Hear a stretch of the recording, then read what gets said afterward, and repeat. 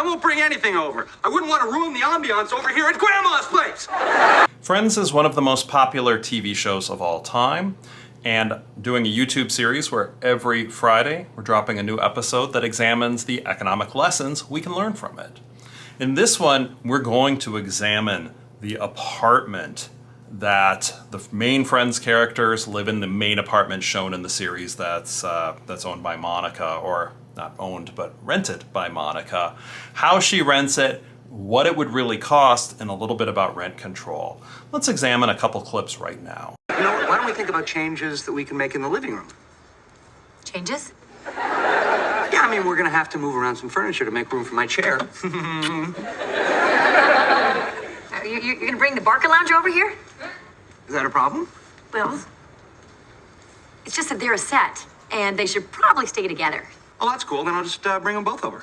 See, now you're taking them away from their home. Okay, I get it. So I get nothing. Nothing here is mine. Everything is yours. I'll get up in the morning, put on your clothes, and head off to work. You know what? Yeah, that's it. That's it. Everything will be mine. Nothing will be yours. That's what I said. Oh, come on, Chandler. I'm talking about the Barker Lounger. It doesn't match. Where is it gonna go? In the game room. It is not my fault that your chairs are incredibly ugly. All right, that's fine. That's fine. I won't bring over the chairs. I won't bring anything over. I wouldn't want to ruin the ambiance over here at Grandma's place. So this is a beautiful apartment, an amazing apartment for New York City.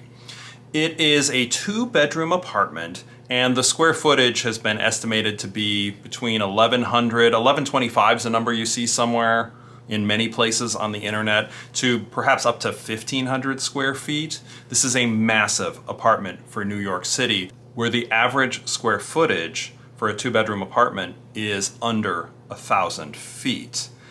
Now, Monica gets the apartment for $200 a month, according to the series, based on the fact that her grandmother left her the apartment, which is actually not completely legal, but it doesn't mean that it doesn't happen, of course. Look around, you guys. This was your first home. And it was a happy place, filled with love and laughter. But more important, because of rent control, it was a friggin' steal. So Monica has the apartment for this incredibly low price. What are the things we can examine here? Well, first, what would this cost on the open market in New York City?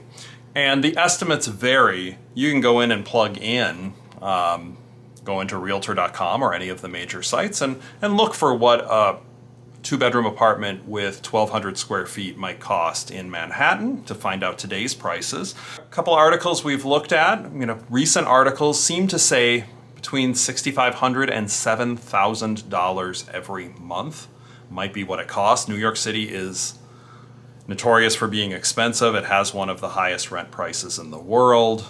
And, a 2-bedroom place that's under 1,500 square feet, yes, in Manhattan, it still could cost $6,500 or so every single month. For somebody who lives in a small town, it's tough for me to even fathom that. But of course, Monica didn't have to pay that, was paying $200 a month. This allows us a little bit of time to talk about rent control, what it is, how it works, and what some of the consequences are. A rent control law, it's a law that is designed to put in a maximum amount that individuals would pay for their rent. And it can take a number of different forms. In New York City, the initial price often isn't as controlled, but there can be imposed maximums on how much rent could increase year over year. Some cities could just put in, there's a maximum price allowed for renting out an apartment. You could have 100 different cities and really have 100 different forms of what rent control exactly looks like, but all of them seek to impose a maximum price that could be charged for a particular apartment or house for rent. So what are the consequences of rent control? Well, if the price is so high that it doesn't matter, then rent control is like it doesn't exist. So if the government came in and said, I'm in Sealands Grove, Pennsylvania, and said nobody can charge more than $10,000 a month for rent. Sealands Grove, Pennsylvania. Okay, you put that law in the books and it will make zero difference. It is not binding, as economists would say, and whatever the market equilibrium is, the intersection between the demand curve and the supply curve, whatever kind of that intersection is, that would indicate what the rent price would be and how many people would be renting places. If a price is high enough, it really doesn't matter. If an imposed maximum price does in fact get lower than what the price would be in the market, then rent control will have an impact. What do we expect in a standard market when there's rent control? Well, what you generally teach, what we see in the demand and supply curves, is the quantity that is supplied will drop, the quantity that is demanded will go up. And this should make sense. If an imposed maximum price is put into place, more people would want to rent in Manhattan, and fewer people would want to rent in Manhattan. This would leave a shortage of available places. More people would want to rent at the rent control price than would be able to rent because the price is kept artificially low, and there would be this shortage of units available in a city. That's kind of the standard look in a principles class. Who wins in the standard look? Well, the people who can get an apartment for cheaper than they would have gotten it otherwise would win. The people who are no longer able to get into an apartment at all, whereas they would have been able to normally, those people lose. And also, the people who are renting the apartments lose because they're not able to get as much money from their rent. That's the standard winners and losers if you're looking at what we call a static model, a snapshot in time, one moment in time. Rent control is a little bit more nuanced and a little bit trickier, though, than the standard models you would see just in a principles level textbook.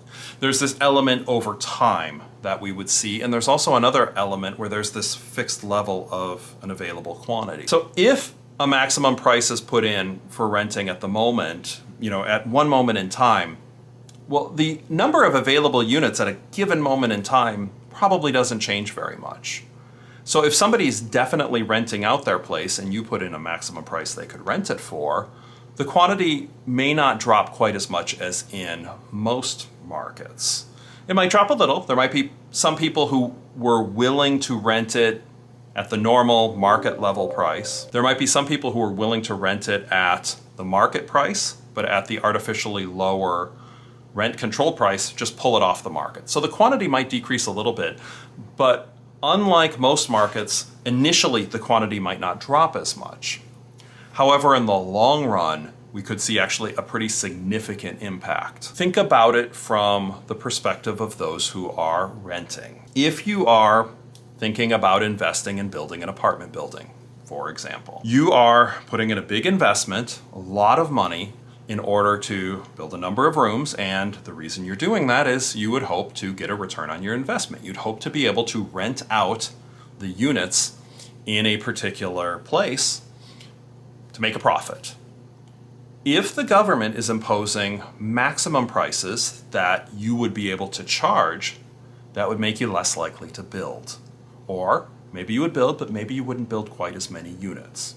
So if rent control is in place, what you would end up seeing is over time, far fewer units are going to be built.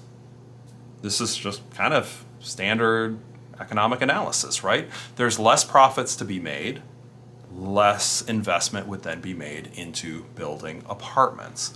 So over time, you're going to see this shortage that we talked about become much worse. And it's why if you have a city that has rent control, it never seems to actually control the rent, except for the privileged few who end up getting the rent control pricing. So if you can get the rent control pricing, that's amazing, but fewer and fewer units are going to be produced over time. And this idea that rent prices were a major problem actually become a much bigger problem because now there's not enough housing.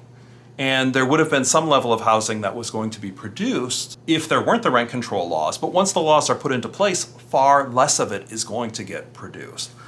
And when you see the prices that things cost in New York City, right? Like This is clearly part of the issue that's been happening. Now, I mean, you could make the argument, look, there's only so much land there, but there's a lot more land in the sky that people could have built up for apartment buildings, but the limits on the prices that can be charged certainly is leading to part of the problem.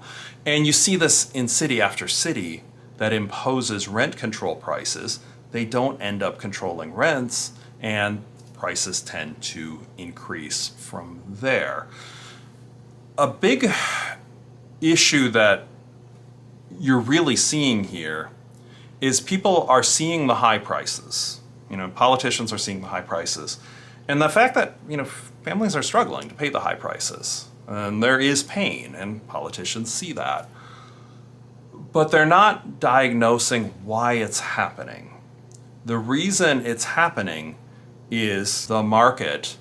All of the conditions in the market, including any government restrictions in the market, are causing these prices to be high. What would lower the prices? The way the prices drop overall is there's less of a demand for housing, or there's more of a supply for housing. So the types of laws that could really help in the long term bring down prices are the types of laws that build more housing, allowing more developers to come in.